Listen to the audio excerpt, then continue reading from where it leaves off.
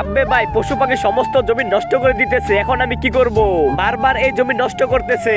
আমার কাছে একটা বুদ্ধি আছে, তোমার জমি নষ্ট হবে না।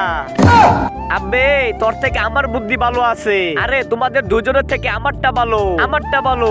আব্বে চুপ থাকো, একজন একজন করে দেখাও। এই দেখো বালতি, এই পানি, এই বালতি ও পানি অনেক উপকারে আসবে।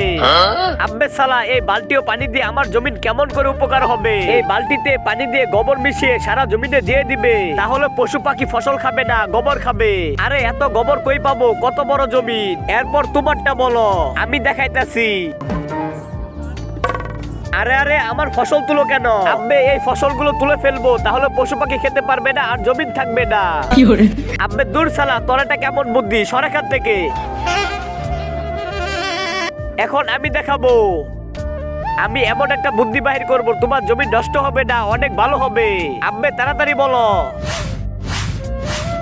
আরে দেখা। তার আগে আজকে দেখবো তুমি কি মন্দির ঘরটিকে বেশি ভালোবেসে থাকো নাকি আল্লাহর ঘরটিকে বেশি ভালোবেসে থাকো। যদি তুমি আল্লাহর ঘরটিকে বেশি ভালোবেসে থাকো তাহলে এই ভিডিওতে একটা লাইক দিয়ে চ্যানেলটি সাবস্ক্রাইব করে দিবে। আর যদি মন্দির ঘরটিকে ভালোবেসে থাকো তাহলে কিচ্ছু করার দরকার নেই, আর কমেন্টে লিখে দাও আই লাভ ইউ আল্লাহ।